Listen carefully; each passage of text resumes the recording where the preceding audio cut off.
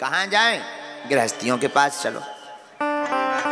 लेकिन संतों से ज्यादा खराब तो हालत गृहस्थियों की है। पहले गृहस्थ में भी धर्म होता था।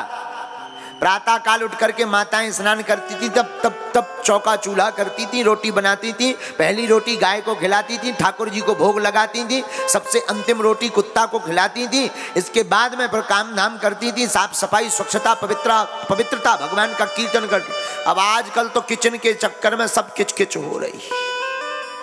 जब से जब किचन आई लगे किचकिच। रात को आटा 3 दिन तक चला था, और आजकल तो आटा की भी जब आगे को लगू चलेगा पिज्जा, सही लंबो लंबो सटक सी। हमने एक जगह करिया करिया सटक खा रहे थे, हम ये क्या है? बोले गुरुजी आप भी खाओ, चाउमीन है। हमने कहा ये सटकियां खाने। और हद ये किसी सस्य के घर गए थे, उसने धर दिया चाव लंबी लंबी सटके, जी लंबी। अब उसका छोटा सा बच्चा 2 ठैयल नकरियां ले। हमने कहा ये क्या है? बोले गुरुजी आपके लिए नाश्ता है। हमने कहा हमें तो जी भैया उनसे कीड़ा से लगा। तो बाद में पता चला कि जब चाउमीन है। हमने कहा भारत में? बोले नहीं ये चाइना की। हमने कहा हमें ठीक से देखो, हम चाइनीज दिख रहे हैं। आंखें बड़ी बड़ी हैं, बाल भी हमारे बड़े हैं, मुँह भी हमारा मुँह फैलो नहीं है एरोप्लेन सा, तो हम चाइनीज लग रहे हैं। बोले नहीं गुरुजी हमने सोचा आपको थोड़ा सा स्वाद अच्छा लगेगा, आनंद आएगा। अब तो भोजन ही देखो, आहार व्यवहार की शुद्धि करता है। जिसका आहार ठीक होता है उसका व्यवहार ठीक होता है। नारद जी बोले भैया अब ठीक है। गृहस्थों में भी बड़ी हालत बेकार। बोले क्या हालत बेकार? कन्या विक्रयणो लोभा दंपतिना चकलकनम। गृहस्थियों में भी नारद जी बोले भैया माता पिता की सेवा जब तक श्रीमती नहीं आई। जहां श्रीमती जी आई सोई अपनी मति खराब, फिर तो श्रीमती जी की ही मति चलती है। बोलो सीताराम। और जहां श्रीमती आई सोई माता पिता की या तो खटिया खेत में या कोई वृद्धाश्रम में, नहीं तो बाहर पड़े रहो, मुंह मत चलाना। और नारद जी बोले श्याल को बुद्धिदायका। श्याल को मतलब साला। कलयुग में बड़ा अद्भुत महिमा है साले साहब। एक घड़ी जीजा जी का स्वागत नहीं होगा पर साले साहब का स्पेशल होगा। अब वृंदावन के कथा व्यास कहते हैं दीवाल बिगाड़े आरो, घर द्वार बिगाड़े सारो। लेकिन हमने जब एक साले से कहा, हमारा भी एक साला लगता है, पर्सनल तो नहीं है पर दूर का है, हाँ दूर का। तो हमने कहा क्यों? दीवाल बिगाड़े यारो, घर द्वार बिगाड़े सारो। तो साला भी कमजोर नहीं था, वो भी बोला जिसकी बहन अंधर उसका भाई सिकंदर।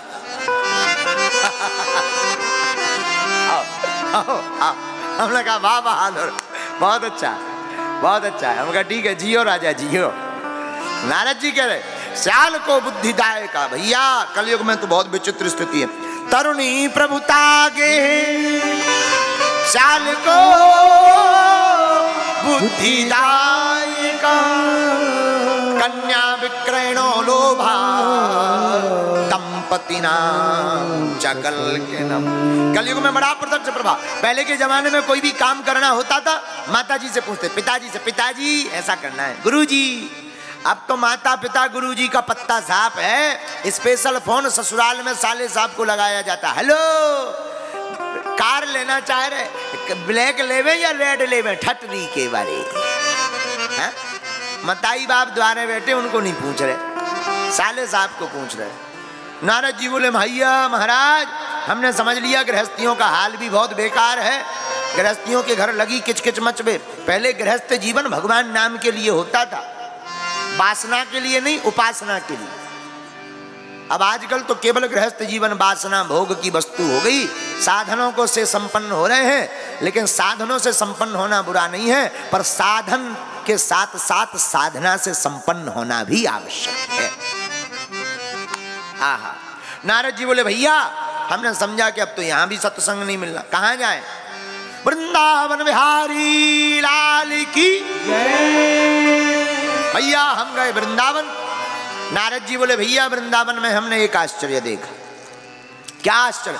तत्राश्चर्यं मया दृष्टं श्रूयतां तन्मुनीसुरा एका तु तरुणी तत्र निसन्ना खिन्नमानसा।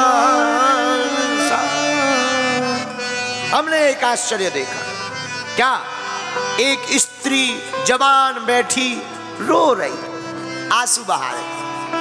बहुत सी स्त्रियां अगल बगल खड़ी, कोई पंखा झल रही, कोई आंसू पहुंच रही, कोई पानी पिला रही, कोई हवा कर रही, पर वो स्त्री रोई जा रही। और अद्भुत बात तो ये है कि दो वृद्ध उसकी जांघों पर लेटे हुए हैं। नारद जी बोले भैया हमने सोचा ये रो रही है, कोई बड़ा दुख होगा। और संतों का तो हृदय ही होता, संत हृदय नवनीत।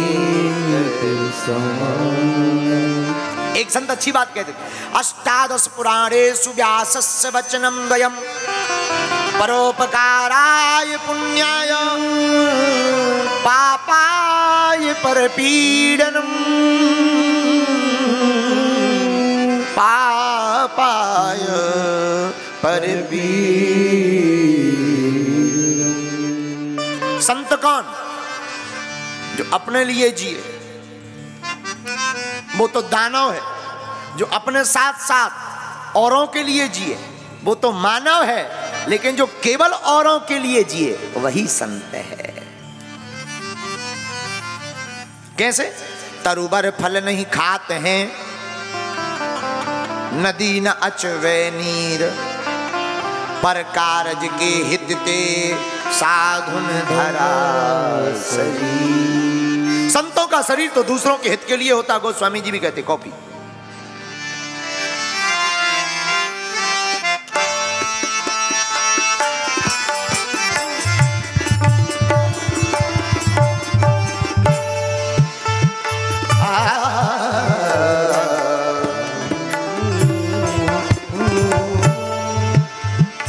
संतों का शरीर कैसा? परहित धर्म नहीं भाई, परहित धर्म नहीं भाई, परहित धर्म नहीं भाई, परहित नहीं भाई, पर पीड़ा सम नहीं अदभाई, पर पीड़ा सम नहीं अदभाई, पर पीड़ा सम नहीं अदभाई, पर पीड़ा सम नहीं अदभाई।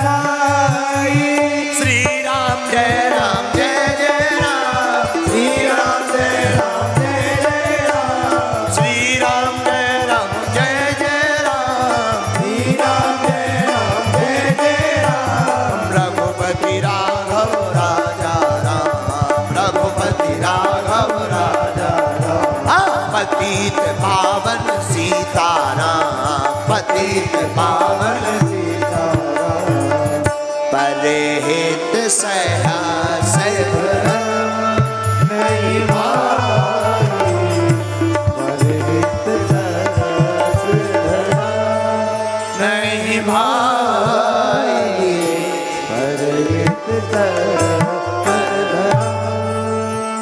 संत कौन? जो परोपकार के लिए जिए वो साधु। नारद जी ने सोचा रो रही है, पूछना चाहिए कौन है, क्यों रो रही। नारद जी बोले भैया हम नजदीक जाने लगे तो मन में सोचा हम जाएंगे, केवल स्त्रियां ही स्त्रियां हैं। वो कहेंगे ए बाबा तुझे क्या लेने देना, चलो यहाँ से, हम स्त्रियों के बीच में तुम्हारा क्या काम है। हम लोग बैठे हैं, रोएं गाएं हंसे नाचें, तुम कौन होते हो।